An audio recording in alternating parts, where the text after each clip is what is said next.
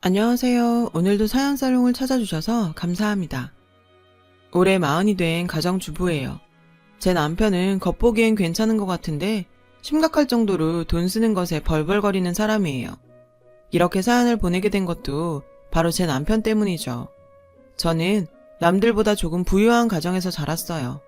되게 부족함 없이 자란 아이들은 물질에 대한 집착이 그리 강하지 않다고 하는데 제 경우는 좀 달랐어요. 물건에 대한 소유욕도 강하고 그에 못지않게 충동구매도 자주 하는 편이었죠. 생각해보면 이건 집안 내력인 것 같아요. 저뿐만 아니라 저희 엄마랑 언니도 그렇거든요.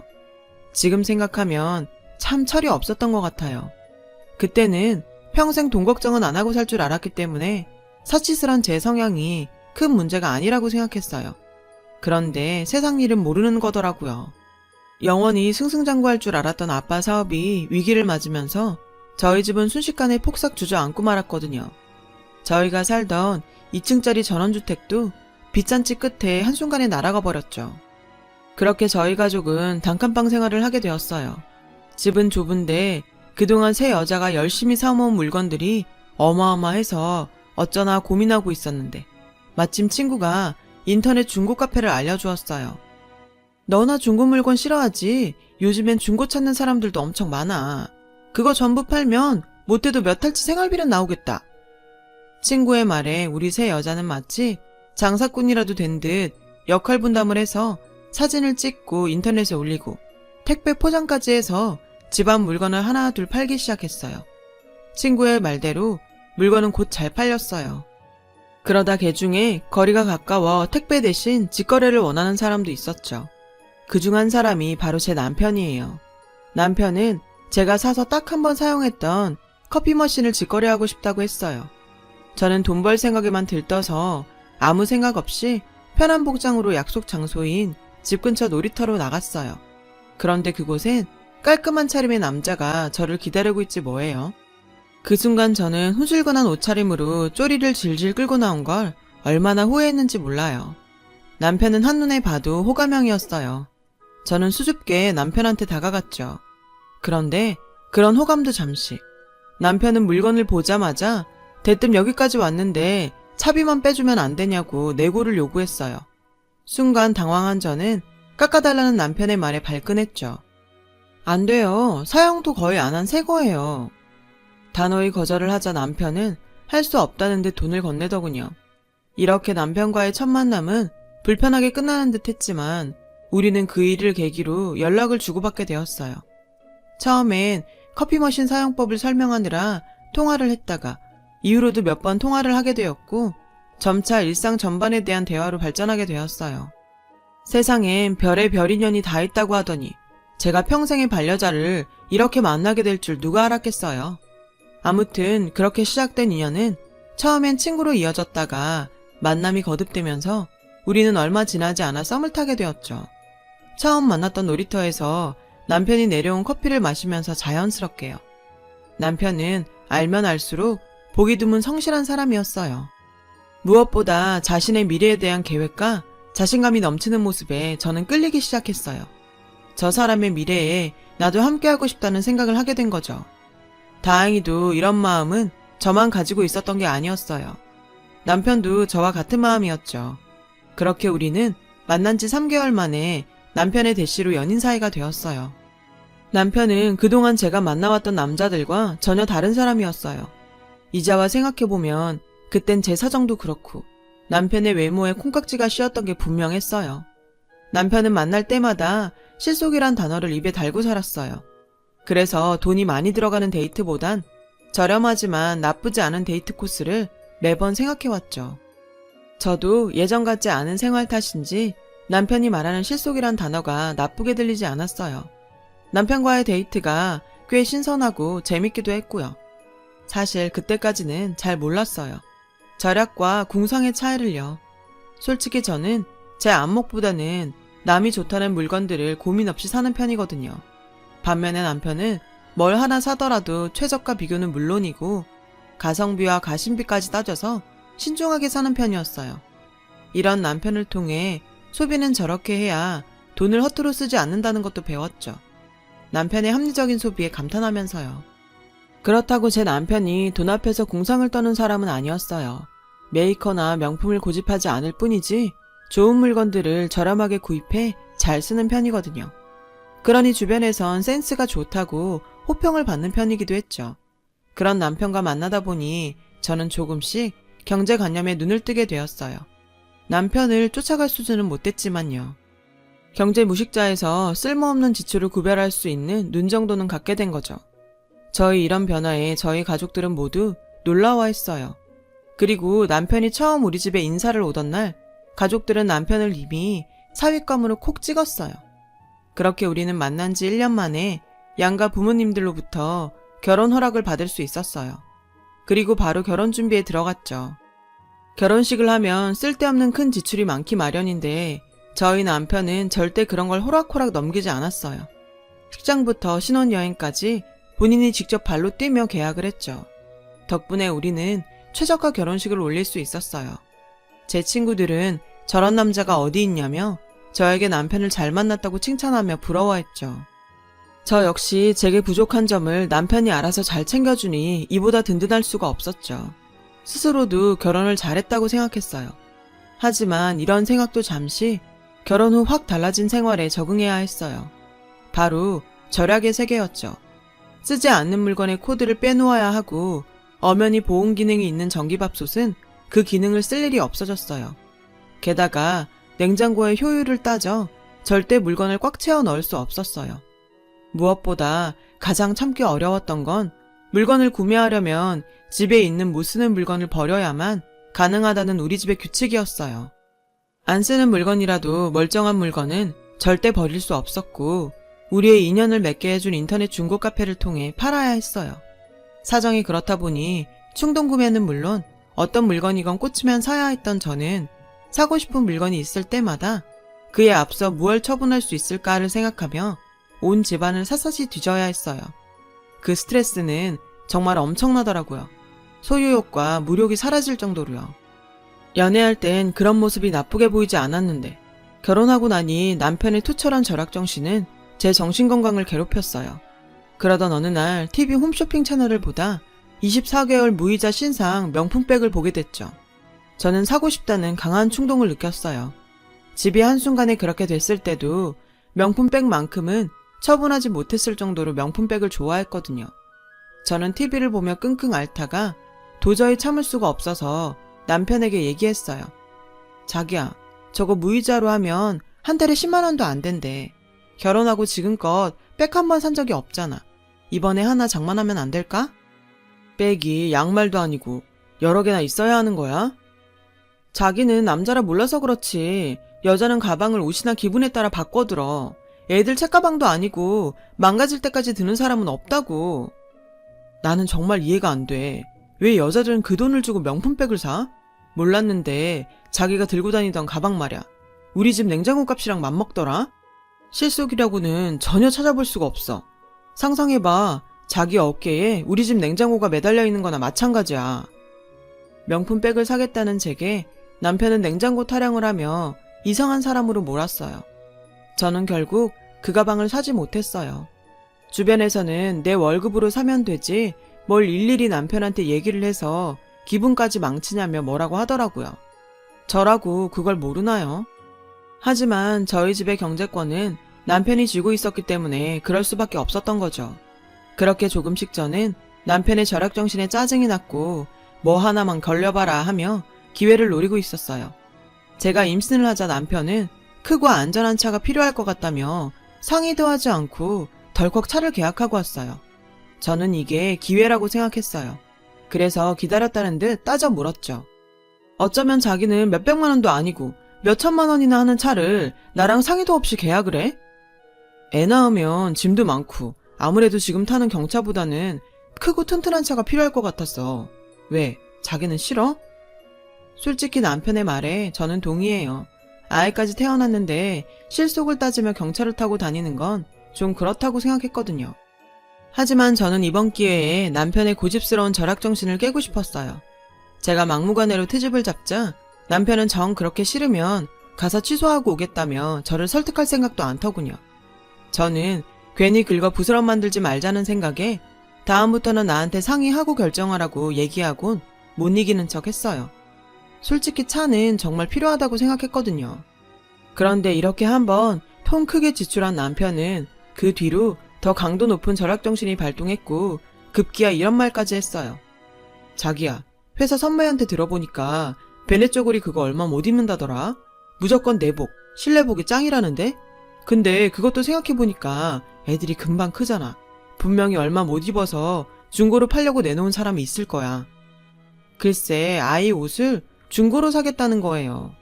하나밖에 없는 첫 아이의 옷을 남이 입던 중고로 사겠다는 남편을 보고 저는 있던 정도 떨어졌어요. 제 반응은 상관없이 남편은 중고로 아이 물건을 사들이기 시작했어요. 이거 정말 깨끗하지 않아? 나 이거 전부 다 해서 2만 원에 사왔다? 글쎄, 이 남자는 아이 젖병까지 중고로 사왔더라고요. 아이 입에 무는 꼭지만 새 걸로 사면 된다면서요. 그것도 처음에 모유 놔두고 왜 비싸고 영양가 없는 분유를 먹이냐며 저를 이상한 엄마 취급까지 했었는데 아무리 노력해도 모유 양이 늘지 않자 애를 굶길 수 없어서 남편이 고집을 꺾은 거예요. 그렇게 남편과 육아에 치일 때였어요. 저는 임신하고부터 직장에서 은근히 차별을 받아왔는데 아이가 태어난 후로 몇 번 이른 퇴근을 했더니 대놓고 눈치를 주더라고요. 더 싫은 건 그런 차별을 마치 저를 배려하는 걸로 포장하더란 거였죠. 이런 식으로 회사의 배려에도 불구하고 저를 예민하고 꼬인 사람으로 만드는데 도저히 참고 다닐 수 없더라고요. 가뜩이나 육아휴직을 길게 하지 못해서 친정엄마의 손을 빌리고 있던 차에 저희 엄마가 육아를 하면서 손목이며 무릎, 허리까지 무리가 와 힘에 부처하셨거든요. 저는 더는 엄마에게 아이를 부탁할 수 없다고 판단해 잘됐다 싶은 심정으로 회사에 사표를 냈어요. 회사를 관뒀다고? 나랑 상의도 없이? 아니 어떻게 그런 걸 혼자 결정해? 미리 말 못한 건 미안한데 전부터 회사에서 애나 키우라고 은근히 비아냥거리기도 했고 엄마도 많이 힘들어하시니까 더 길게 고민할 수 없었어. 그냥 앞으로 내가 집에서 용준이 볼게. 남편은 당황한 기색이 역력했어요.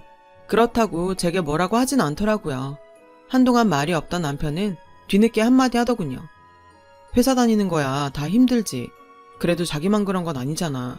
그럼 애엄마는 다 회사 그만둬야 하게? 장모님께서 힘들다고 하시면 조금 빠르더라도 용준이 어린이집에 보내는 건 어떨까? 아직 돌도 되지 않은 아이를 어린이집에 맡기자는 남편을 보고 저는 화가 났어요.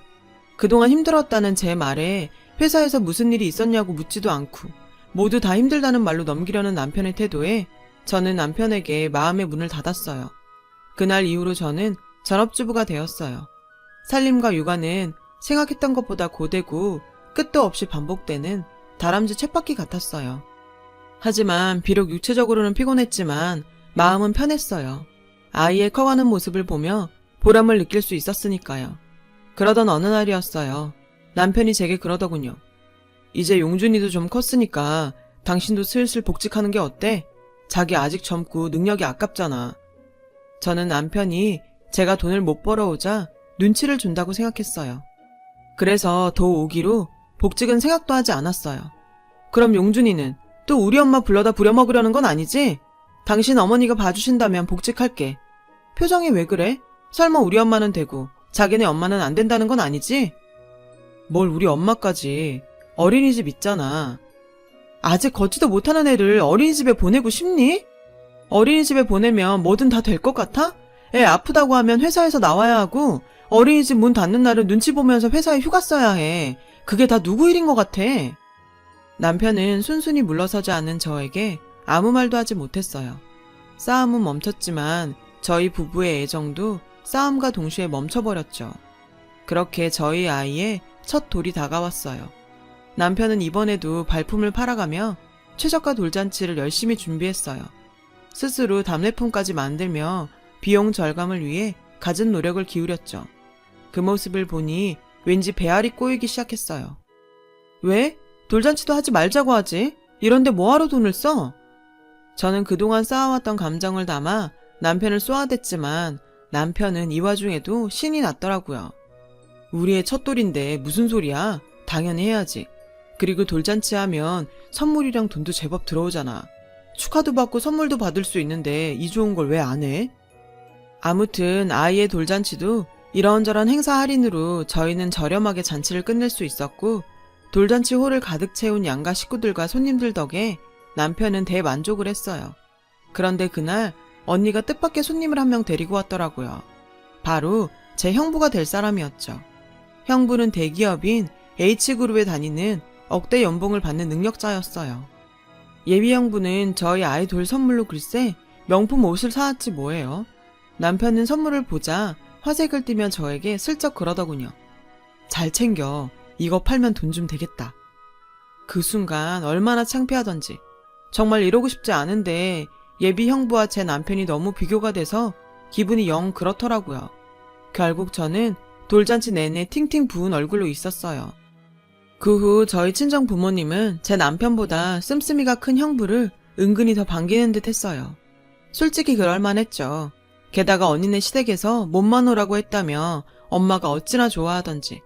그제야 저는 제가 결혼을 잘못해도 한참 잘못했다는 생각을 하게 됐어요. 언니처럼 여유로운 사람과 결혼했다면 지금보다는 낫지 않았을까 하는 생각이 절로 들었거든요. 언니는 결혼식도 남들이 부러워하는 호텔에서 화려하게 올렸어요. 보기에도 좋았지만 무엇보다 음식이 고급스럽고 맛도 좋아서 돈이 좋긴 좋구나 하는 생각이 들더라고요. 한편으로는 상대적 박탈감도 느꼈죠. 그런데 제 남편은 이런 제 마음도 모르고 며칠 굶은 사람처럼 허겁지겁 음식을 먹고 있더라고요. 창피해서 저는 아이를 데리고 자리를 옮겼어요. 잘생기고 하우대 멀쩡하던 남편은 어느새 실속과 최저가를 입에 달고 사는 궁색한 아저씨의 모습이 되어 있었죠. 앞으로 어떻게 저 남자랑 살아야 하나 남은 제 인생이 암담하기만 했어요. 그렇게 결혼 5년 차에 접어들었어요. 저는 아이를 어린이집에 보내고 오전에는 파트타임으로 일하고 오후와 저녁 시간에는 공인중개사 시험 준비를 했어요. 남편은 그런 제가 마음에 들었는지 잘 생각했어. 전문직은 정년이 없잖아. 그거 따기만 하면 꼭 부동산을 차리지 않아도 돈이 된다더라. 남편은 모처럼 저를 칭찬하더라고요. 제가 어떤 마음으로 시험 준비를 하는지 모르면서요. 시험이 임박했을 즈음 이제 막 임신을 한 언니에게 전화가 왔고 저는 얼마 뒤 엄마의 칠순이라는 걸 알게 되었어요. 어머, 너는 잊을 게 따로 있지. 어떻게 엄마 칠순을 깜빡하니? 언니의 말에 순간 서글퍼졌어요. 오죽 생활에 쫓기고 살았으면 내 부모 칠순도 잊었을까 싶었거든요. 내가 자격증 따기만 해. 지질이 궁상 그만 떨고 당장 이혼이야. 앞으론 나도 돈 왕창 벌어서 아끼지 않고 나를 위해서 쓰고 살 거야. 이놈의 지질이 궁상도 이제 끝이라고. 그리고 엄마의 칠순날이 되었어요. 남편은 퇴근 후 바로 친정집으로 오기로 했고 그러거나 말거나 저는 아이랑 둘이 케이크를 사들고 일찌감치 친정으로 넘어왔어요. 그런데 제 손이 민망하게 이미 식탁에는 주문 제작한 고급스러운 떡 케이크가 떡하니 놓여있지 뭐예요. 언니와 형부가 사온 거였죠. 저는 제가 사온 케이크를 집 베란다에 감추었어요. 곧이어 생신상이 차려졌고 언니는 형부와 눈을 마주치더니 엄마한테 500만 원이 든 현금 봉투를 건넸어요. 저는 그에 비해 10배 부족한 50만 원밖에는 준비하지 못했는데 말이죠. 어렵게 마련한 돈인데도 왠지 자존심이 상했어요. 그런 제게 언니가 그러더군요. 너네 힘들까봐 우리가 너희 목까지 넉넉하게 넣었어. 괜히 너랑 제부 부담 갖지 마. 언니 딴에는 저희 부부를 배려한 말이겠지만 오히려 그 말을 듣자 저는 더 기분이 상했어요. 하지만 어쨌든 엄마는 언니네 부부가 드린 용돈을 받으시곤 좋아하셨어요. 그래도 장녀라고 내가 시집가더니 어른이 다 됐구나. 아무튼 고마워. 이서봐. 잘 쓸게. 엄마는 눈앞에 보이는 현금에 입꼬리가 귓가에 걸릴 정도였죠. 그때 남편이 뒤늦게 도착을 했어요. 그리고는 쫓기기라도 하듯 허겁지겁 밥을 먹기 시작했죠. 그 모습에 엄마는 큰 사위 보기 민망했는지 표정이 안 좋았어요. 정서방이 배가 많이 고팠나 보네. 어떻게 미역국도 좀 더 줄까? 당연히 주셔야죠. 장모님편 미역국을 제가 세상에서 제일 좋아하는데요. 남편은 눈치 없이 떠들어댔어요. 저는 당장이라도 미역국 냄비를 통째로 남편한테 부어버리고 싶었죠. 돈 관리 잘한다고 경제권을 넘겼더니 장모 칠순에 빈손으로 와선 미역국 타령하는 인간을 더는 두고 볼 수 없었죠. 그래서 막 쏘아 붙이려는 그때 장모님, 제가 준비한 선물입니다. 남편이 편지 봉투 하나를 꺼내 엄마한테 내밀었어요. 봉투를 열어본 엄마는 그만 아무 말도 하지 못한 채 굳어버렸어요. 뭐길래 그러나 싶어 다가가 봤더니 글쎄 봉투 안에 등기부 등본 한 통이 들어있지 뭐예요. 주소를 보니 아빠가 사업 실패로 날렸던 저희 2층 집이었어요. 제가 작년부터 집주인을 찾아가 언제고 꼭 저한테 이 집을 팔아달라고 부탁을 했었거든요. 처음엔 절대 팔 일 없다고 하더니 이번에 시골로 이사를 한다고 저한테 파셨어요. 저는 남편의 말을 듣고도 실감이 나지 않았어요. 예전 집을 엄마 칠순 선물로 구매했다는 남편의 말에 저희 부모님은 눈물을 흘리시며 연신 고맙다고 하셨어요. 미진이한테 집 얘기를 들었을 때부터 그 집은 꼭 찾아드려야겠다고 생각했어요. 가족들 추억이 많이 깃든 곳이라고 들었거든요. 남편은 능청스럽게 웃으며 말했어요. 하지만 그 능청도 그 순간에는 세상 무엇보다 사랑스럽더라고요. 현금 봉투를 내밀고 의기양양해했던 언니와 형부는 민망한 듯 표정 관리가 잘 안 되는 듯 했어요. 반대로 저는 구두쇠 남편 덕에 결혼하고 처음으로 굽었던 어깨가 절로 펴지는 듯 했고요. 석 달 뒤 저희 친정 부모님은 예전에 살던 2층 집으로 이사를 하셨어요. 대문을 열자마자 저희 가족은 약속이나 한 듯 눈시울이 붉어졌어요. 엄마가 오랜 시간 정성을 들여 갖고 왔던 텃밭도 아빠가 저희 자매가 태어났을 때 심었다는 나무들도 그대로 있었거든요. 그날 짠돌이 남편이 준비한 엄마의 칠순 선물은 우리 가족에게 있어 최고의 선물이 되었어요. 남편은 그날 이후 예전보다 더 지독하게 절약정신을 펼쳤어요. 하지만 저는 그런 남편이 예전과 다르게 밉지 않았어요. 오히려 가치 있는 소비를 저에게 보여준 남편에게 존경심마저 느껴졌죠. 남편을 오해했던 제가 한심할 정도로요.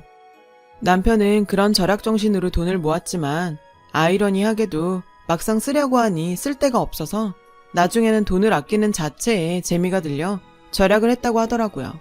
하지만 이런 남편이 돈을 아끼지 않은 곳이 있는데요. 그건 바로 기부였어요. 왜 TV를 보다 보면 어려운 상황의 노인분들의 사연을 들려주고 후원 계좌를 알려주잖아요. 제 남편은 그런 방송을 그냥 못 넘겨요. 다만 몇만 원이라도 보내고야 마는 사람이죠. 오랜 시간을 한 집에서 한 이불을 덮고 살면서도 저는 그런 남편의 모습을 유심히 살피지 못했었네요. 늘 궁선 떤다고 비난만 해왔죠. 지금에 와서 이런 말을 하기 뭐하지만 제가 남편 하나는 기가 막히게 잘 만난 것 같아요. 너무 늦게 알아봐서 미안하고 그동안 오해하고 비난해서 염치 없지만 말이에요. 저는 여전히 공인중개사 시험을 준비 중이에요. 처음엔 지긋지긋한 절약의 세계에서 탈출하라고 시작한 공부지만 지금은 우리 가족 모두가 잘 살기 위해 필요한 거라서 공부를 하고 있죠. 누구보다 합격 소식을 기대하는 남편을 위해서라도 저는 꼭 합격할 거예요. 저희 친정집을 되찾아준 남편을 위해서라도 저 역시 뭔가 보답을 하고 싶거든요. 제 이야기 들어주셔서 감사합니다. 여러분의 가정에도 행복이 가득하시길 바래요. 여러분, 사연 댓글에 응원과 현명한 조언 부탁드려요.